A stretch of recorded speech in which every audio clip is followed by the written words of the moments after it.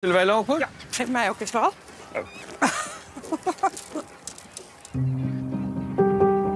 De eieren van de grutto's staan op uitkomen. En dat is een goed moment om de ouders te zenderen. Want de eieren mogen nu nog niet uitgekomen zijn. Nee, want dan gaat hij niet meer terug naar zijn nest. Oké, dus zolang ze nog eieren hebben... en dat zenderen is een beetje verstoring... maar zodra wij weg zijn, komt hij zeker weer terug op zijn nest. Ja. Hey, hoe gaat het nu in zijn werk?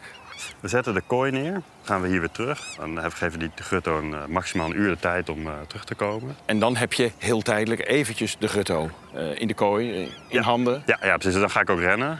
Als je eenmaal tot actie overgaat, dan wil je dat moment dat hij echt in stress is... dat wil je zo kort mogelijk. Dus... Oké. Het leuke is, hier zit eentje die we vorig jaar gezenderd hebben. Die is weer terug op zijn... Ja, we weten precies waar hij deze winter geweest Ja, is. en waar zat hij? Nou, zij is hier in augustus vertrokken. In september zat hij in Senegal. En in januari is hij naar de Taag in Portugal, bij Lissabon geweest. Nou, dat is al dat deze vogel hier dan weer... dat we hem ook exact hier vangen vorig jaar. Ja, precies hetzelfde plekje. Ja, min of meer hetzelfde plekje, dat hij dan weer terugkomt. Hey, laten we het maar gaan beleven. Ja, hè? We mogen gewoon mee, hè? En, ja. Ja, hij ging eraf. Hij zat erop. Ja, heb je Hier, het al? ja. 3 eieren. Ja, wat een grote eieren, zeg. Mooi, hè? Ja, prachtig. Ja. Ik denk dat ik hem... Is dit nu ook vader of moeder die we horen? Ja, dat verwacht ik. Goed. Nou, laten we dit met rust laten. Ja, deze plek is ook... Hier zijn ze gewend aan mensen, hè, door deze weg. Ja. Het is ongekend eigenlijk dat je ze Zo dichtbij zo dichtbij kan hebben. Ja. Jongens, wat mooi. Ja, geweldig, hè? Ja, hè? Ja, dit is gewoon jullie werkgebied, hè?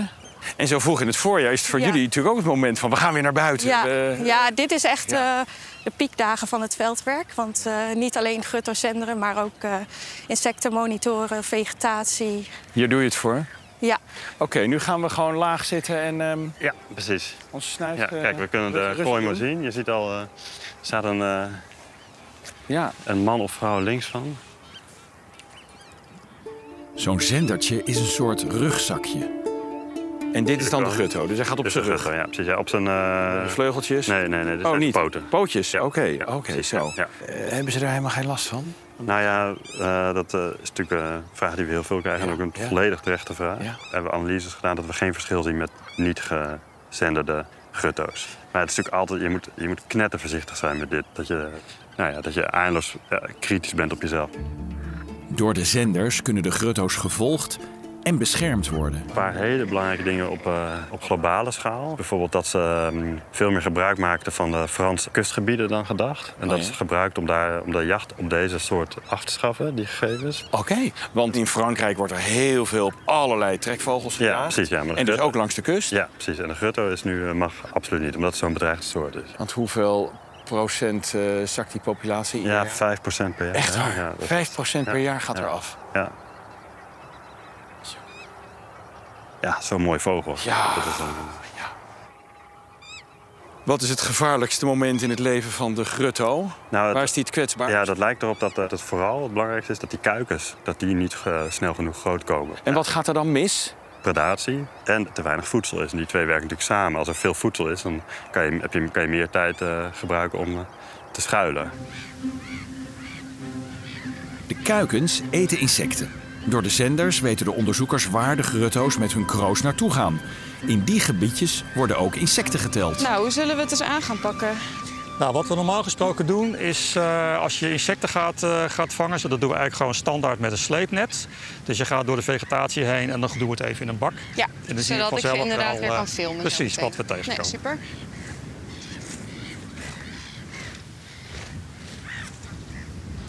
Nou, eens kijken wat het oplevert. Nou, dat lukt wel aardig. Nou, dat is een hele mooie vangst. Je ziet hier ook van alles in zitten. Pasgeboren grutto's hebben een ander dieet dan hun ouders. Op het moment dat het kuiken uit het ei komt, eten ze vooral insecten. Ze groeien natuurlijk door en op een gegeven moment gaan ze overschakelen van insecten naar regenwormen. En dan eet een jonge grutto hetzelfde voedsel als een volwassen grutto. Je ziet wat grotere vliegen. Die zijn groter dan 4 mm, dus dat is zeker voedsel van die kuikens. En ik zie ook heel veel kleine mugjes van ongeveer 1 millimeter. Ja, die zijn te klein voor de guttokuikens. Een snavel van een kuikentje is natuurlijk iets van 4 centimeter. En ja, als het natuurlijk iets heel klein is, dan kun je dat gewoon niet oppakken. Ja, er zit echt van alles in, wat wansen.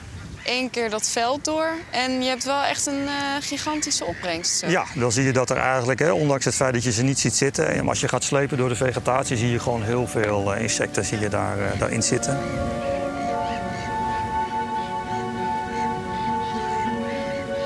Door nou gutto's te zenderen, op het moment dat ze kuikens hebben... kunnen we een beetje kijken wat is het landgebruik van die gutto op het moment dat ze kuikens hebben. Waar gaan ze dan naartoe?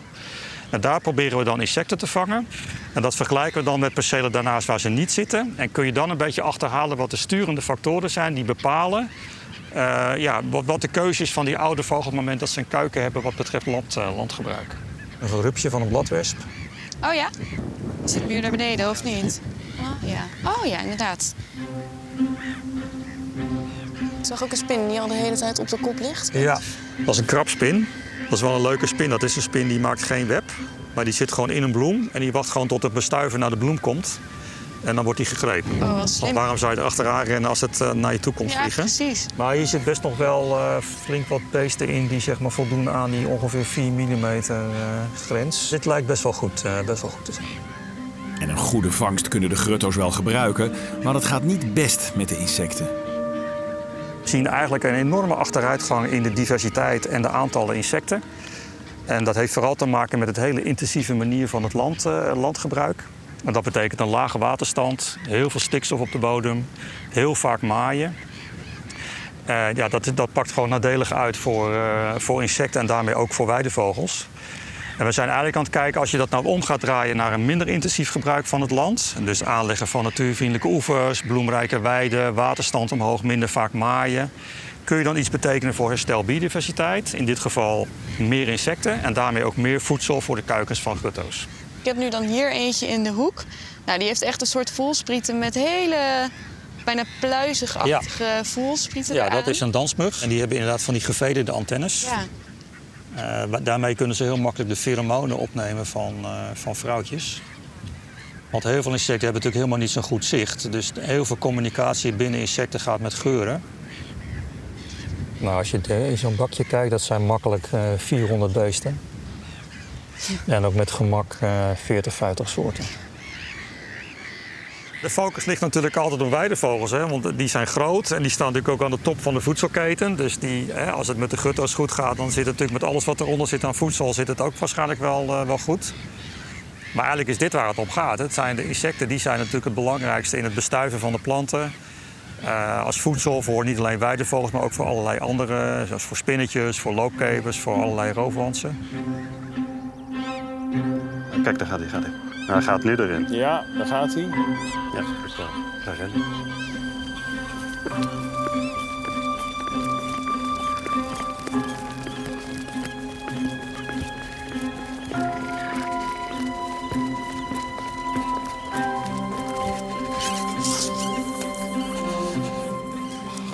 Mannetje.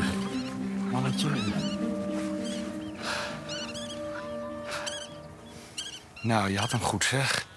Oh ja, die gaat gelijk weg. Ja. Ja, deze is handig. Oké. Nou, dag eitjes.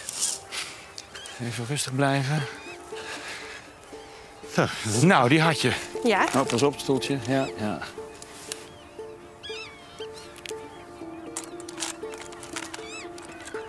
Twee, 5, 2, 5, 8, 5, 5. Elke vogel krijgt een unieke combinatie. 2, 3, 2. 2, 3, 2. Wat een snavel, hè. Een beetje zijn onderbeen, hè? Ja, precies. Dan weten we hoe groot die is. Maat is toch een vrouwtje. Hij is wel rooier, ja. maar... Waaraan zie je dat dan? Nou ja, de snavellengte. Dat lijkt me een typisch vrouwtje lengte. Zendernummer. Een heel Oké, dat kun je op je, dat vaker gedaan? Dat kun je op je telefoon. Ja, het was... ja. God, dat hartje voel je. Ja, hè? Wat een mooie kleuren zo in de zon.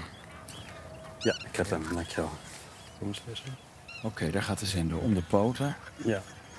Oh, het zal wel even wennen zijn. Ja, hij gaat als het goed is 2 jaar mee, deze zender. En dan moet hij afvallen. Dit gaat met een zonnepaneeltje. Hè? Ja, oh ja, ja. Oh, er zit een klein zonnepaneeltje. Klein zonnepaneeltje. Ja. En wat doe je nou met laat je die hier los of breng je hem terug Deze naar... laten we hier los en dan gaat hij waarschijnlijk hier bij de... Oh, dan gaat hij zelf terug naar zijn nest. We kunnen hem hier even in het veld loslaten, mag jij doen? Oké.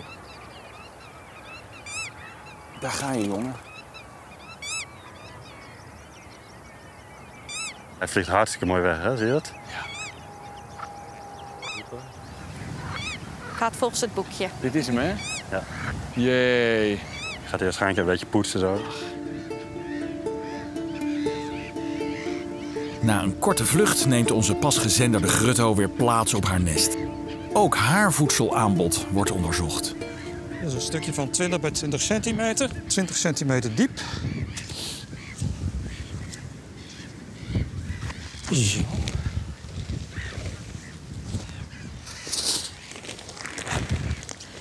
Je ziet heel mooi dat het een heel mooi veenbodem is.